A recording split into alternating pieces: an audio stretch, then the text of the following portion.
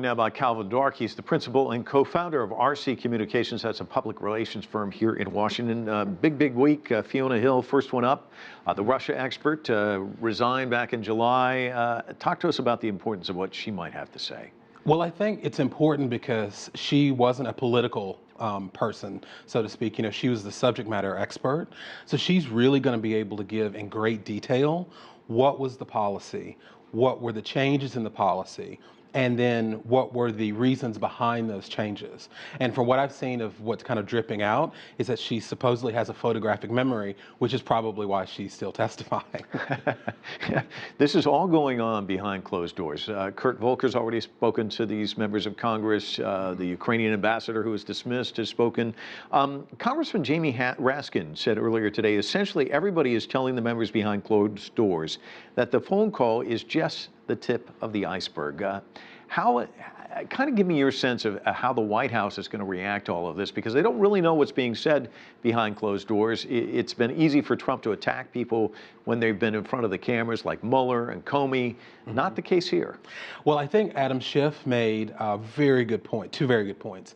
One is he said yesterday, I believe, that it's not necessary potentially to have the whistleblower, because they're just reporting what they heard. They weren't on the actual call, and everything that's come out corroborates that and adds more to it.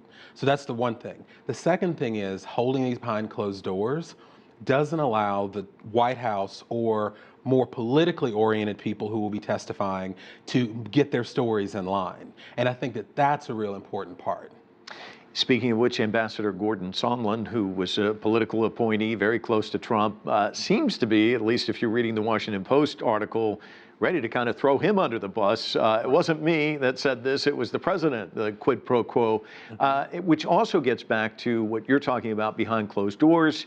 They can't compare notes. You go in, you say something, everybody else says something else, you're in trouble. Yes, because I think even though Sondland is a Trump appointee, he realizes that he can't go against what everybody else saw and what everybody else knows. So he knows even if he wanted to protect the president who appointed him, he can only go so far. And I think that it's going to be really key that you can never really truly know what somebody means in a text message, be it for an ambassador or in your personal life. But it had the sense of a very dictated legal statement in a text message, and now we're hearing that that actually might be the case, that it was dictated. And so it's going to lose credibility if the person is telling you to tell them that there was no quid pro quo. And so that's going to knock down the president's argument. And dictated, and also, let's get off this text. Let's start talking on the phone where you may not have the records of it. Michael McKinley, a senior advisor to the Secretary of State, just mentioned that he's probably going to talk on Wednesday.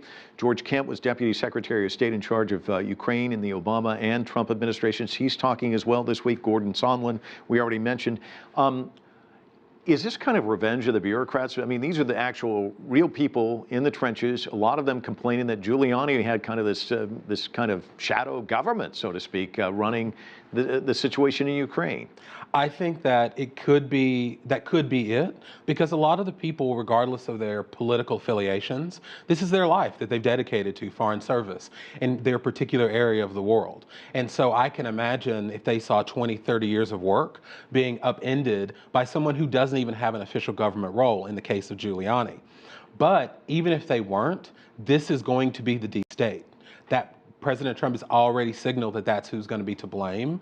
And unfortunately, if all of the evidence comes from State Department bureaucrats, which in a normal period of time would have amazing credibility, it's actually going to work in President Trump's favor, because he said from day one that they've tried to take him down. With his followers, maybe not everybody else. But Calvin Dark, always a pleasure. Thanks for coming in. Appreciate it.